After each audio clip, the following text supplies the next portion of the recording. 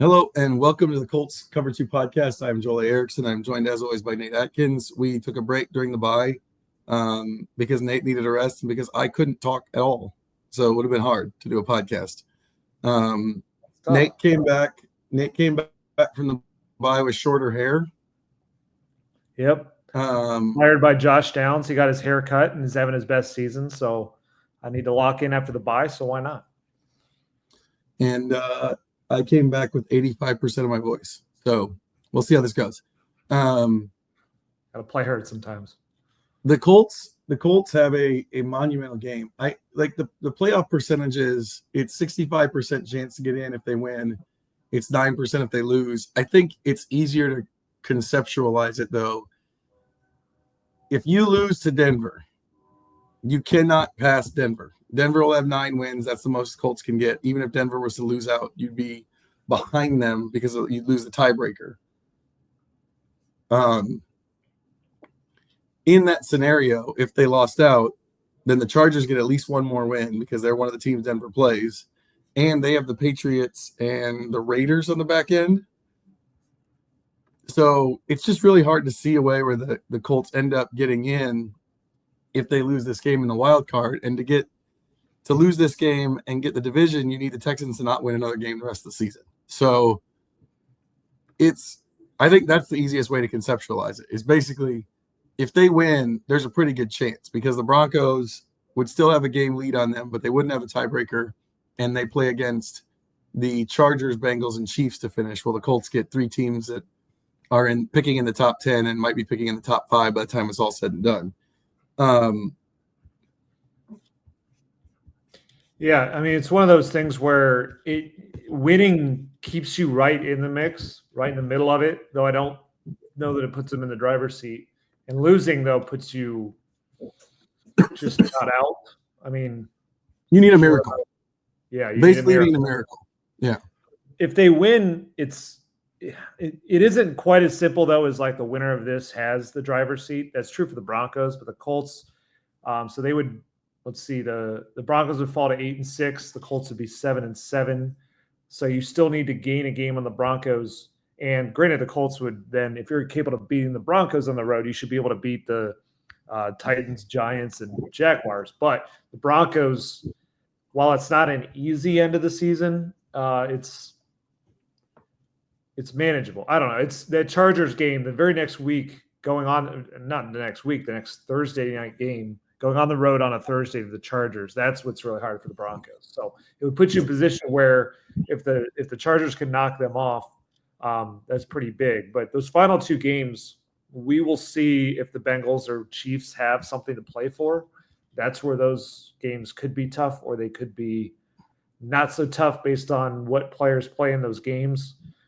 So really, but the Chargers are fighting for playoff positioning either way. Divisional game, Thursday night game. So at least one of these teams has a tough game after this. But obviously for the Colts, you have to win to stay in that. And it's kind of crazy to think though that like for a while this has been setting up where it felt like 9-8 in this AFC could get them in. It just depends on the 9-8 at this point. And honestly, at this point, they probably have to go 10-7. The way this is looking. Yeah. So yeah, that's the challenge.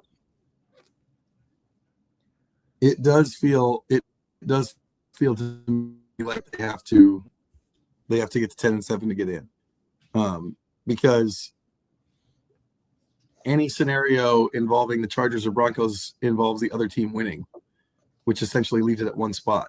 And the Chargers are also at 8-5. They play the Patriots and Raiders to finish. They play the Bucs this week. So they have 2 hard games the next 2 weeks, and then their last 2 games are essentially as easy as the Colts' last 3 games. So, yeah, it's interesting. It's interesting how much this changes with a win. The hard part is the matchup. Denver's a bad matchup. I don't know that anybody saw this coming at the beginning of the season. I know I sure didn't. But Denver's a good team. They're 10th in overall DVOA. Their defense is very, very good. You can look at Bo Nix's overall stats and feel like there's some possibility of issue in there. but the last 6 games, he's been really good. Last 6 games for Nix, it's 60. It's 2/3 of his passes completed, 7.6 yards per attempt, 12 touchdowns, 3 picks. He doesn't get sacked. He can run. There's not a lot. There's not a lot of holes in the game for him the last 6 weeks of the season. So your one big weakness for Denver, I think, is that they don't run the ball very well. But this is also a Colts defense that went up against New England, who also doesn't run the ball very well and gave up 200 rushing yards. So I don't know. It's a bad matchup, I think. Yeah, to me, facing Bo Nix right now is very similar to the challenge they just had in facing Drake May in the last game that they played, just as far as kind of where these rookie quarterbacks are at this stage of their careers, how they're both kind of hitting a stride as rookies, gaining confidence. Both of these guys played a lot in college. It's what makes them very different than Anthony Richardson, who is, age-wise, he was kind of in between those two guys. He's actually – Drake May's the one quarterback younger than him starting in the NFL. But, Drake May played, started multiple years in North Carolina. And then Bo Nix had the longest career, it felt like, between Auburn and Oregon. And so those guys have just come in with a little bit more, certainly more kind of awareness, more kind of natural passing game skills. But they both are mobile quarterbacks also. And that's kind of been the thing that's what stood out really nicely from Drake May when the Colts went up against him, is that even when they did have kind of those answers in coverage, rather than force something, he would just take off, and he ripped off, like a 40-yard gain. And just his ability to extend the play kind of got him out of danger against the pass rush that is how the Colts are building to try to win this. And so Bo Nix kind of looks like he's in a similar place where, by the numbers, it's just the raw numbers don't blow you away from him overall in the season. Like you said, it's ticked up over the last 6 games, but on the season, he's at 6.5 yards an attempt. He's got 17 touchdown passes in 13 games, but he doesn't face danger that much. He has 8 picks, only 1 fumble, though, and that's even while he runs quite a bit. So, rushing yards and 4 touchdowns on the season. So that gives them that rushing. Really, I've always thought that helps young quarterbacks out a lot, especially when they come in with sort of a enough of a playing experience, enough kind of passing game skill set, enough understanding of offenses to not be deer in the headlights out of there. That they kind of know when to pull that lever, and especially if they can do it in a way that keeps them on the field, that doesn't risk injury. That's been the issue here with Anthony Richardson at times. But for Bo Nix, Drake May, they've found ways to do that. Bo Nix has started 13 games. And so he's just getting a lot better. So for them, you want, when you go up against a rookie quarterback, you want to find ways to rattle him, to really get at him. And these guys, I think, are Drake May and Bo Nix are harder than most. Not to say that they're as talented as every quarterback out there. I mean, I would say Anthony has more talent, raw talent, than they do. But in terms of scheming up a game plan that's going to rattle them, it's harder with Bo Nix because, he's just in a nice little space right now between how he's playing, how he's gaining confidence. They're winning around him. He's able to pull that lever with the run game. Sean Payton, that's certainly a nice resource and system to have a quarterback in. But it is interesting that they're succeeding enough, that they're winning, and that it's a big credit to their defense in just the plan that they have and the space that he's in, because it's really only one skill player they have who kind of blows you away. And even that, I mean, Cortland Sutton, he's a good receiver, certainly, but he's never topped 900 yards. I guess he did the 1 year, 2019, he went for 1,100. So apologies to Cortland Sutton, but he's a good receiver. But that's kind of the only name that's going to jump out at you, except one name, which is Nate Atkins, who's a tight end on the Broncos. That jumps out to me. So name-wise, they actually do have a lot in the name department, but maybe not so much in the actual production and star power yet. But who knows? Maybe Atkins is just poised for his breakout performance, coincidentally, this week. Well, I mean, he is going against the right defense. The Colts cannot stop tight ends to save their lives. Right. How do we know? How do those of us who listen to the podcast or work with you, how do we know that going to be writing on Sunday instead of playing? You seem to be on to why I'm giving praise to Bo Nix. I mean, tight ends support their quarterbacks. So, I mean, I don't know. Maybe I'll if full double duty somehow. If you cheer in the press box for someone with the same name as you, is that okay? Yeah, I don't know. What if when they say no cheering in the press box and then they come to shush me, I say, what if I'm cheering for myself? Is that allowed? Right. Right. Yeah, I'm not cheering. I'm not trying to be partial to a team. I'm literally cheering on myself. I don't know. I think that should be allowed. Nate Atkins has 7 catches for 50 yards, but he does have 2 touchdown catches this season. See, that's efficiency. That's clutch player. Well, that's also the kind of light workload that I would expect from someone who's also writing about the Colts on a weekly basis. So they can only deploy you when it's absolutely necessary. That's right. But see, this week we're all going to be in the same spot. So this is where it's prime for a breakout performance. Middle of the field's wide open, and all all the resources to this. It is interesting, though, you brought this up before. Broncos tight ends really don't do anything at all. No. I'm given that the Broncos are a pretty successful stable offense in that they, I don't know. I assume that they're mostly blocking oriented. I don't know that. It's a little weird for a Sean Payton offense to not have at least one tight end who's a real consistent threat. That's a little bit strange as somebody who covered him for a lot of years. Like Benjamin Watson caught 74 passes in the Sean Payton offense. The most they have from any tight end this season is, and I had to look this guy up to make sure he was a tight end. Lucas Krull has 13 catches. He leads them in receptions. Adam Troutman has 158 yards. He seems like he's like Sean's kind of setting him up the seam, but normally they have at least one guy who's high volume. Yeah, the interesting thing is their best tight end in yardage is Adam Troutman at 158 yards. The Colts' best tight end in yardage is Mo Alley-Cox at 132. So very comparable in that way. Though I did notice the Broncos have thrown three touchdowns to tight ends, 2 of them to Nate Atkins. So what I would suggest to Sean Payton, who clearly must not know offense very well, is you have a depth chart problem. You are not playing your best tight end.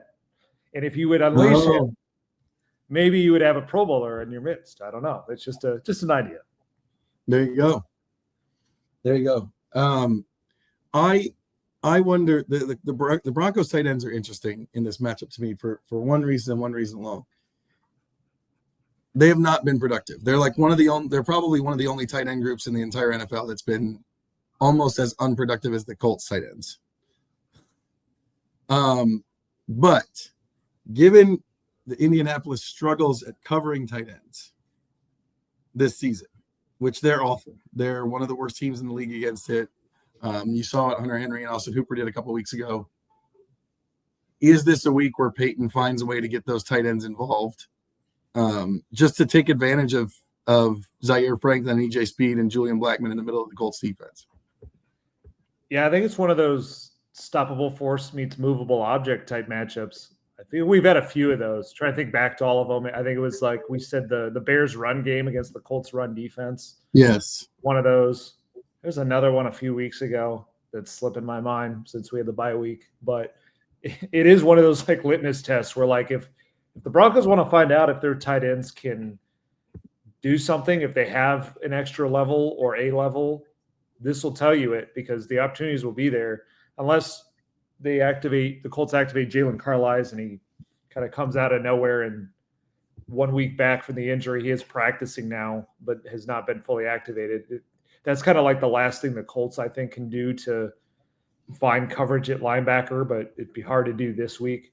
But it's the same deal, though, for the Colts. If they get lit up by this tight end group, that's going to be a tough sign. I mean, I think they're already kind of there because that last tight end group that lit them up in New England is not exactly star-studded. I mean, they're guys who've been around in Austin Hooper and Hunter Henry. They're like, savvy vet types, but that was a last-ranked offense, and those tight ends they had a day. They had like more than 150 yards in that game. So, yeah, this is that's going to decide a lot in a weird way on this side of the ball, because if the Colts cannot cover the tight ends in this game, I don't know what they are really going to do outside of maybe do in terms of like how do they like really affect the game? How do they handle it? I don't know the torch, but like there just isn't another very clear weakness other than, I guess if they can shut down the run, because the Broncos haven't run well, but that's the same exact. That's just like a lower level of the stoppable force, movable object thing, because the Colts' run defense has been very rough, very leaky, and I think the Patriots game kind of showed all of it. You had the number. How many explosive runs is it that the Colts have given out? 58. 58 this season. 58 runs of 10 yards or more, divided by 13. That is, I believe, right around 4.5. That's a lot. They also have given up 7 touchdown runs of 10 yards or more.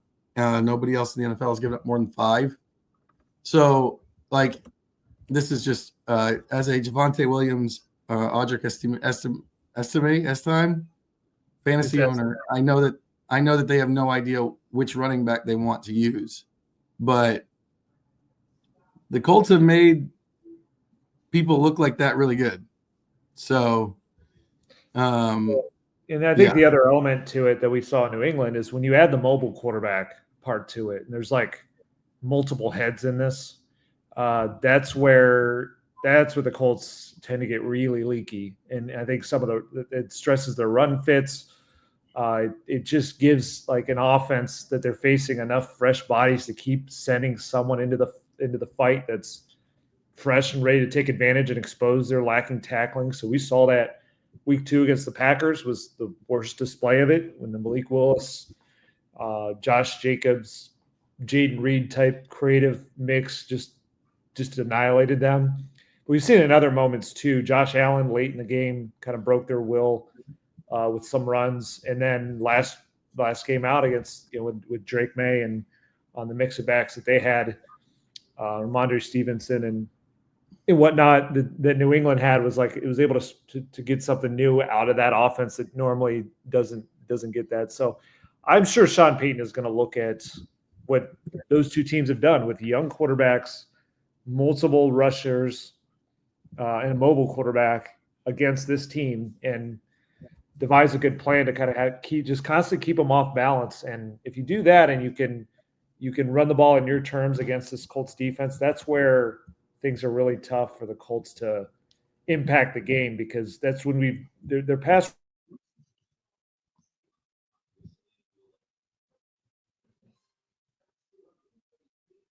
There's games really there. There's games where it's just frankly not. Are the games where it feels like they're not stopping the run early in the game, and it's constantly like 2nd and 5, 3rd and 1, and they're just never able to, like, they end up playing a lot too less. They don't play their best pass rush personnel out there. They're just sort of, they're trying to have these defensive ends like Kwity Paye, Dio Dangbo, who are good edge setters, focusing a lot on setting the edge. When they do that, though, they're not dynamic pass rushers, and they just that pass rush, that's always been their key to having a good defensive performance. And ideally, you'd like to think you go up against a rookie quarterback, pass rush has got to kind of get to them. That's the exact same place they were in against the Patriots, though, where they could not do that to Drake May, partly because he's in a good.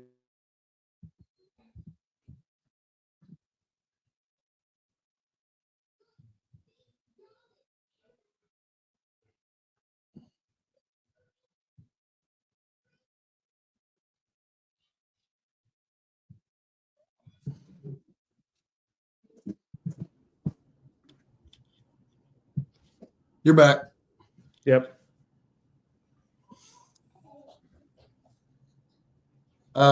Just go from the Drake May stuff. Okay. That was what I lost. Not all the way back. Not all the way back. The part where you said the last thing I heard was that's partially in the spot where they were dealing with Drake May. Yeah, I mean, that's why I go back to the Drake May comparison, is that this is the challenge they face just from a kind of like game planning point of view is the same this week as it was the last time out against the Patriots.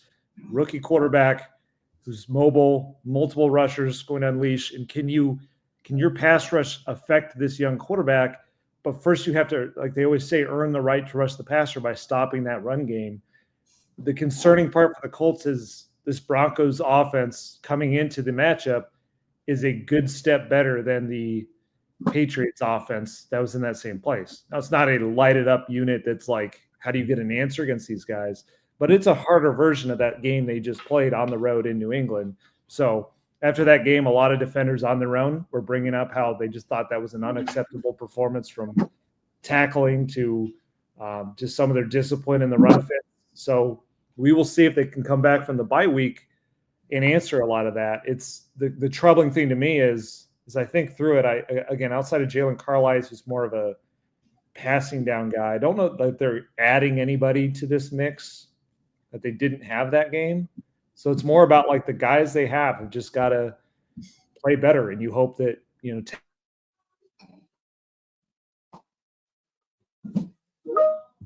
maybe with the where you'd like to think maybe their little, coaching staff is a little bit more dialed into teaching the right run to fits. But it's the problem is we're going back to issues we saw in week 1 and week 2 that are spreading back up here in week 13 that they've got to get corrected for week 15. They have to do it now, because I think that's going to end up being the story of the game. If they can't stop the run, they can't eliminate the easy tight end throws on 3rd and short, you're just not going to make it hard enough on this rookie quarterback. And you're on the road, you're playing in their place against a great defense. Like they have to hold serve on that defensive side of the ball. Yeah. The Broncos don't give up sacks. That's the biggest difference with the Patriots is the Patriots offense gives up a ton of sacks. The Broncos don't. They've only given up 19 all year, even though Bo Nix holds the ball an average of 2.96 seconds, which is the 6th longest in the league. They just don't give up sacks. And that's anytime this team goes up against a team that doesn't give up sacks, it's bad, because this team is built around the pass rush. So, yeah, that's another piece of this that's really difficult, I think, for this team.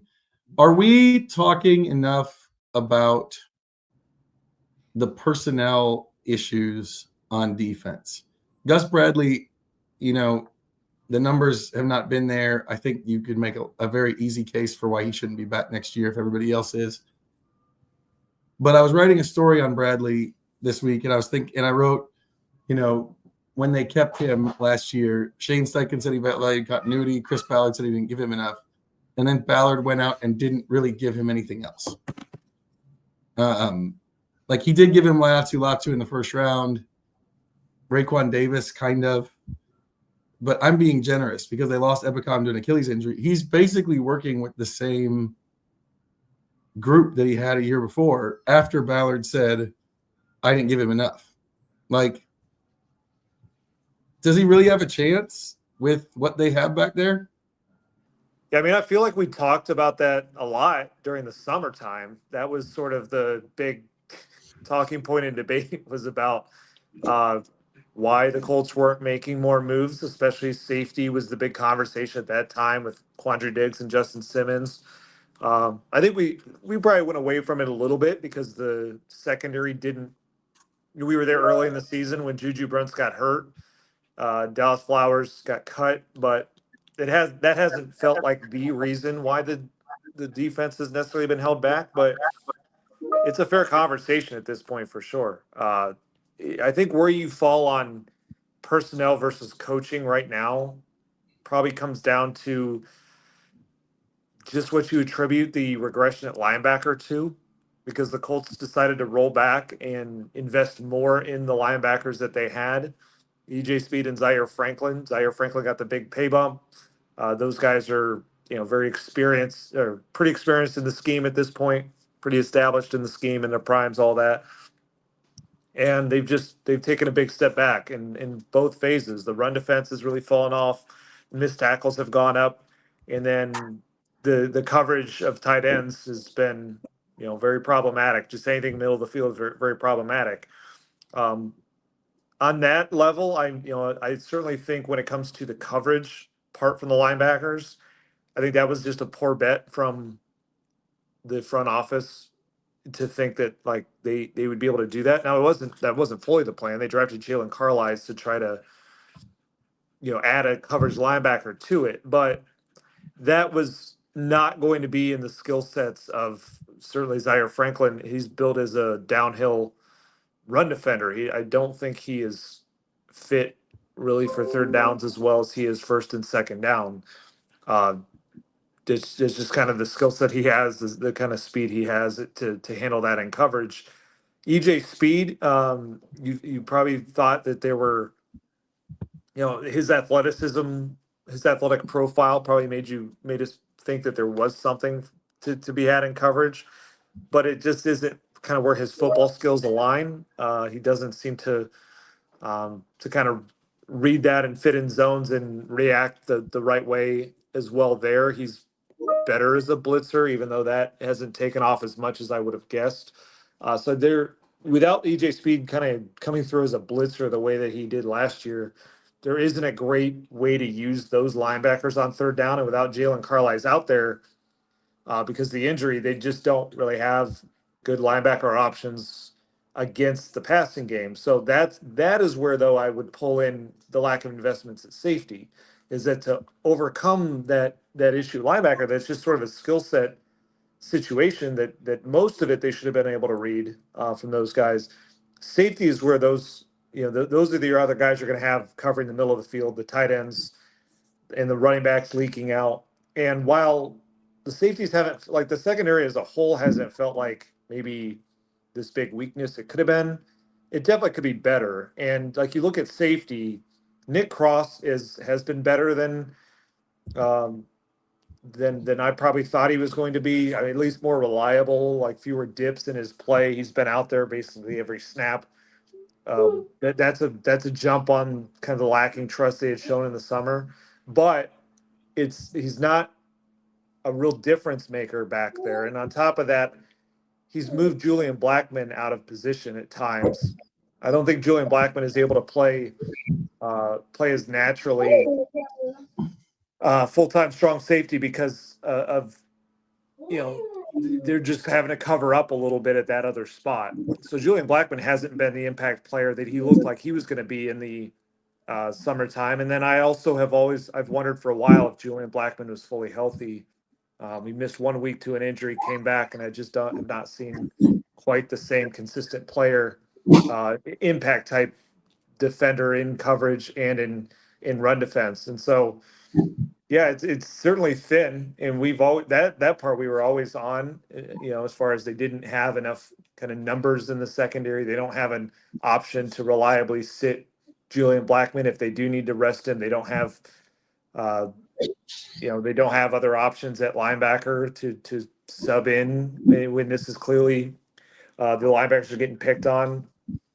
So I don't know, you can kind of go a couple different ways with it though, because they rolled back so many guys on defense and paid a lot of them, but also, it was that continuity good thing. And they liked to, at the time they sold it as a good thing, but also sometimes the NFL continuity on defense is not a good thing. It leads to regression. A lot of defenses seem to take a step back, just natural year-to-year regression. And you have to do some different things as far as how you adjust your scheme, how you maybe take marginal upgrades in certain areas, maybe trade out a guy, a year early rather than a year late to, how you keep those pipelines going either in the draft or find an upgrade in free agency. Like, the Browns rolled back their defense from last year, same coordinator, same everything.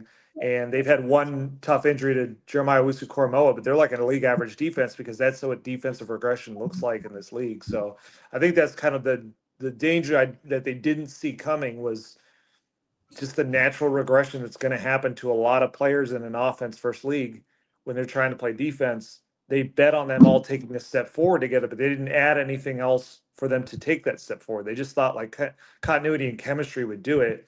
And unfortunately, I think what it's done is it's shown offenses, here's exactly what you're facing. Here's how they're going to, for the most part, run their scheme. Here's the skill sets of the players, the strengths and the weaknesses. And I think too many of them are figuring out a way around it. They're able to get at the Colts and their weakness, which is, whether it's runs to the perimeter, throws across the middle of the field. It's the answers are too easy in the opposing offense right now, which I think is a mix of scheme and personnel. But I do put it a little bit more on the personnel because I don't think scheme answers for everything in this league on that side of the ball. Yeah, I think that's where I fall. Is it's both. It's both coaching and scheme. Like you think about the other teams that run something from this tree, like the Jets. We'll go pre them firing solid Jets because they haven't been the same since then. The Texans. Like think about the guys in the secondary that those teams have. Sauce Gardner can't tackle, but he sure can cover. The Texans have Stingley and Petre. Like the teams that run this stuff well have guys that the Colts just frankly don't have.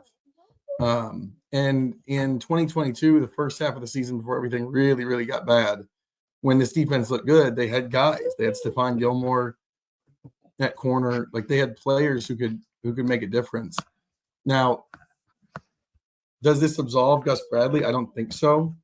But I also think that whatever they do with the defensive coordinator, I don't know that anyone's going to get the attacking style they want because Shane Steichen cares so much about limiting explosive plays, and that is the one thing they have done is they've limited explosive pass plays, not explosive run plays.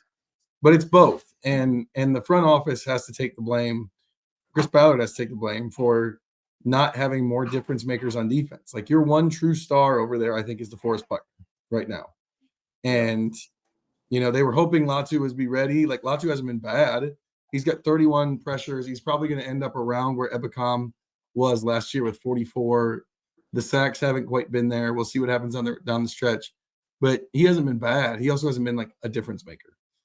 And so they don't have, like you said, they don't have guys that you really go to bed as an offensive coordinator going, oh man, what if that guy just wrecks this?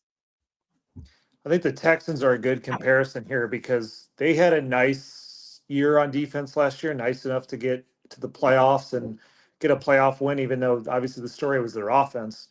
But they wanted to level up. So they went out and they dumped all that money on Danielle Hunter. And they did not just roll back their guys. They did not just roll back Jonathan Grenard. They let him go to the Vikings and they got a better version of him in Danielle Hunter. They also went out and signed Aziz Shair from the Titans, who of course is in the news for getting suspended for the hit on Trevor Lawrence. But that was going out and getting one of the best linebackers in the division. To give like D'Amico's defense is run from the linebackers out. That's the position he played. So they went out and they said, okay, what position defines your defense? We're going to get you a guy that you really like. The Colts are not doing that in free agency. Now they tried on Danielle Hunter, and that's kind of the interesting thing is it's like, does this division come down to the Danielle Hunter sweepstakes in the end? It kind of starting to feel that way to a level. But the reason it feels that way is that because the Colts didn't have a pivot to that. They didn't say, okay, well, we didn't get Danielle Hunter because, the Texans offered him a little bit more on guarantees and he's from Houston, wanted to sign there. So here's plan B. Not really. Their plan B was Leatu Latu at number 15 overall, which may turn out to be a very nice pick. He might help them get to the playoffs down the stretch this season, but it wasn't a player that was going to give you something close to Danielle Hunter. And it also, that isn't all you had to do. Like you could have done that and gone out and gotten the player at the position who helps define this coordinator scheme, which for Gus Bradley, I've always believed is two different positions. It's really three positions. It's his middle linebacker, because he's a linebacker at heart. That's kind of the crux of their defensive staff. It's that Leo edge rusher, which they did get him, Leatu Latu, who plays sometimes there. But the other spot is free safety. And the best Gus Bradley defenses are when they had Derwin James back there with the Chargers and when they had Earl Thomas with the Seahawks, and those guys don't grow on trees.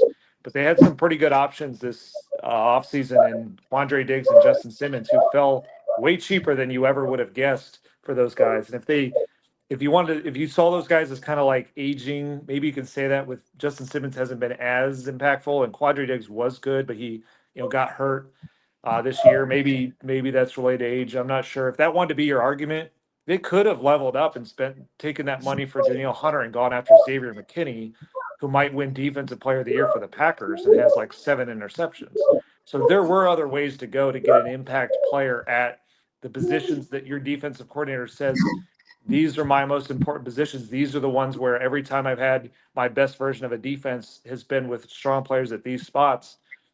And it's just it's a little frustrating that it's got to be frustrating to fans that like the general manager said he was going to do more of that. I didn't give him enough in the secondary. And then we're here and they didn't really add to those spots. Not materially. Not Latu is the only one. And like you said, it's a Samson Ebicom replacement in the end. And other than that, it's Samuel Womack off waivers, which has been a sneaky find as far as like plugging the hole in Juju Brents, but nobody to elevate the defense. There was nobody added that is better than what they had last year. Latu is not better than Samson Ebicom was. And I know maybe that's a little unfair because Samson wasn't hurt at the time. It was supposed to be both of them, but still, you can only play one at a time. Like there's got to be a spot on the field that you brought a player in that's going to play a ton of snaps and just consistently elevate your defense if you're going to fight defensive aggression. The Texans did it at 2 spots with Danielle Hunter and Al-Aziz Shir at the same scheme, and neither team is great this year because of some different issues, largely both offensive issues in different ways. The Texans are primed to win the division because I think they were willing to make those swings on the defensive personnel, and the Colts weren't. Yeah. It just feels like despite all of the resources put in over there, like if you sign Hunter, then you can draft Quinion Mitchell, who's been great for the Eagles, and help fix the cornerback spot too. Even if you have Ebicom with Latu, you still have a giant hole in the middle of your defense that people can get the ball out pretty quick at. It's both. It's both for me. We've talked a ton about defense on this pod. Let's get into the offensive outlook. This is the way I look at this game from a Colts offensive standpoint. I'm concerned about Denver's blitzing a lot. Colts have not always looked good when they blitz. Anthony Richardson is good at evading sacks, but sometimes that involves lots of throwaways, like 3 weeks ago against the Lions. So while you maybe you don't get the sacks against Richardson, you get plays that are essentially neutral, no yardage. And so I would be concerned about that. I think the 2 wild cards that maybe the Colts can exploit here, and they're going to have to, it feels like, unless the defense is going to play much differently than it did the last 4 weeks, is the Broncos haven't really played a lot of running quarterbacks. If you go look at their schedule, you're going to see Baltimore on there, but Baltimore got up big and just didn't run Lamar, essentially. And then the second one is if Riley Moss does not play for Denver, they have a huge hole at one cornerback spot. So those are the 2 pieces that I think help. But generally, that pass rush, Denver leads the NFL with 47 sacks. Yeah, they can get after the passer. Yeah, it's interesting. The way they go about it too is like a big wave of pass rushers. It's like what Chris Ballard's dream is to have like all these different guys with 5+ sacks. Nick Benito is kind of leading the way. He's a guy that Nick gets the Benito's quarterback good. all the time.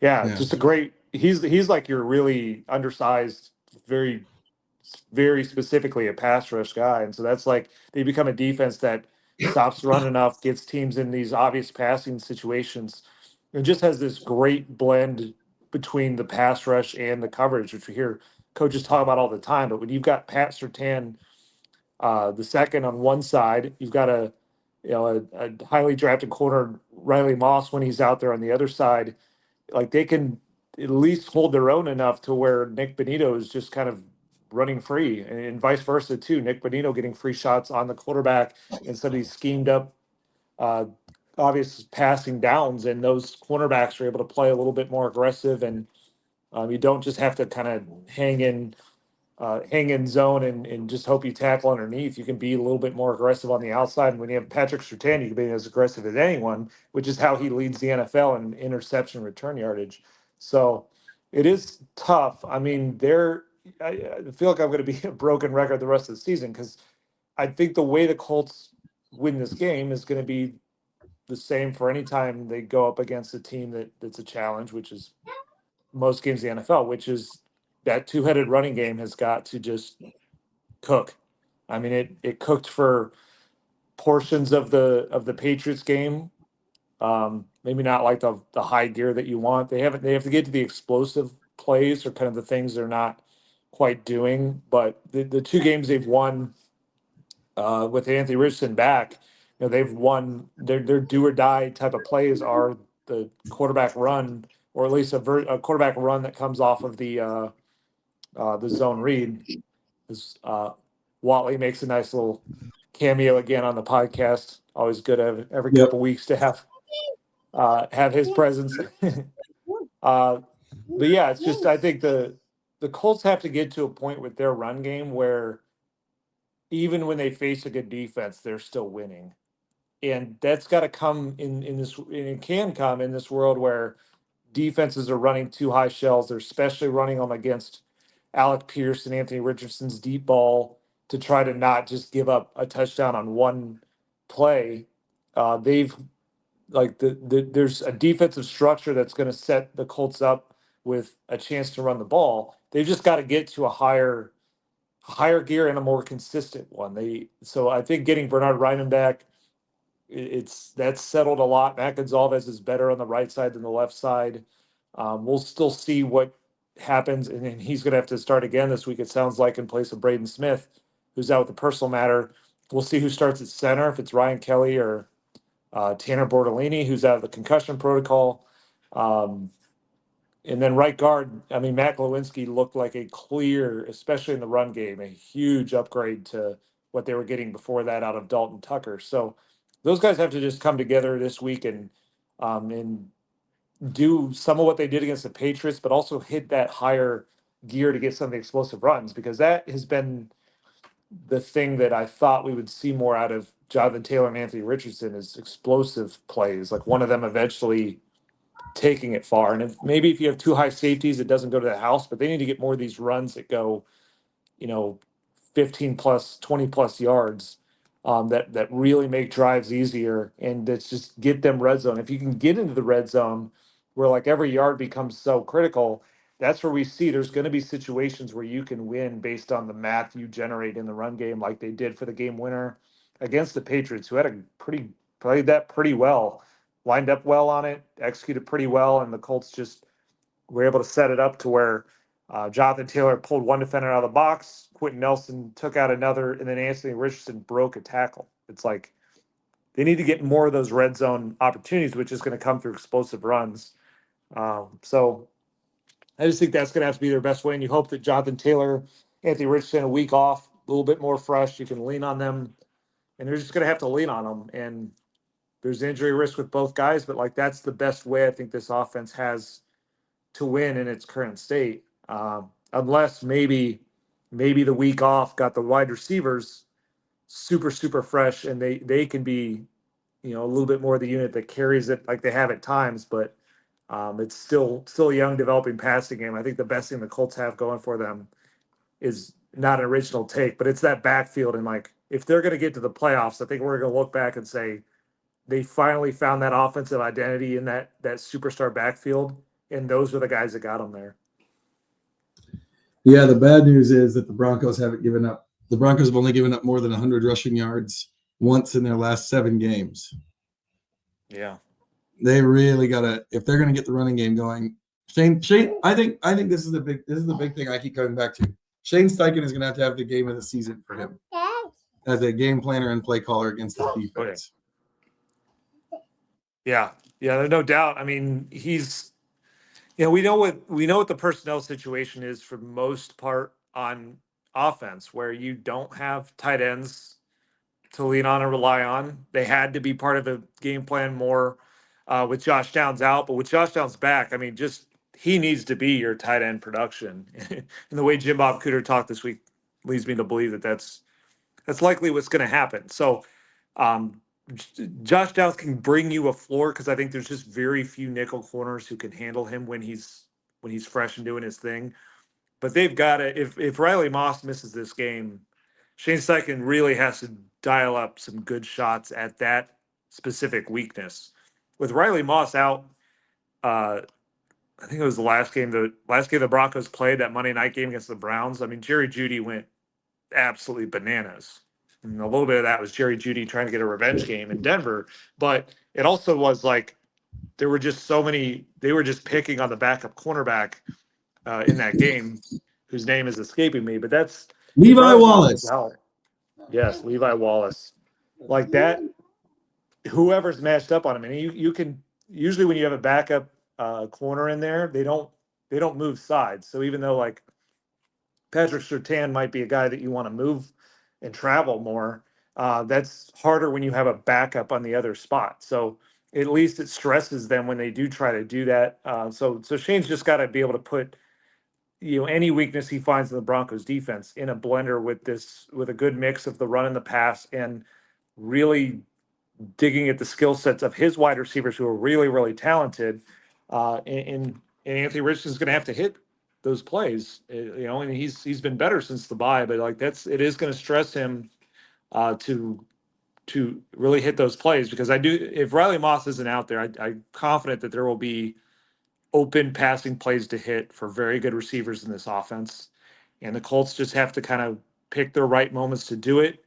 And they're going to have to get a couple explosive plays out of that too, which that is something that the Browns were able to dial up a good amount against the Broncos. And then finally it broke on the Browns because they were in this shootout type of game, and you want to constantly be answering scores against the Broncos in their pass rush. So it's, like I said, it's got to be a mix of don't get killed on defense, but you're going to have to impose their will a little bit on offense too, with some kind of floor of the run game, and then a mix of explosive plays in the run and pass game. Yeah, with Moss out against Cleveland, Jameis Winston had completions of 70, 44, 44, 31, and 21 yards. That's how you get to 497, friends. Just keep going down the field. I think it's interesting. We've talked so much about, how do you put stuff around Anthony Richardson so he doesn't have to do it all himself. But the way this season is going, it's just kind of putting it on him anyway.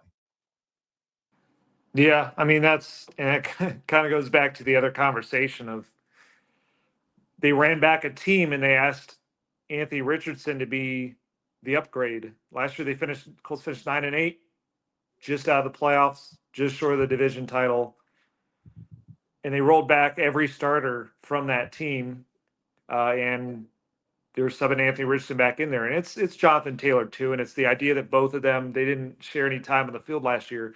So I guess you could kind of throw them in as a tandem here, that those two, it's Anthony Richardson when he plays with Jonathan Taylor is supposed to be this big time difference maker. And there's been moments where that has happened for like a game winning drive, but it was also the Jets and the Patriots, and that's different than doing against the Broncos. The version of the Jets defense they faced post Robert Saleh, as you point out, not great.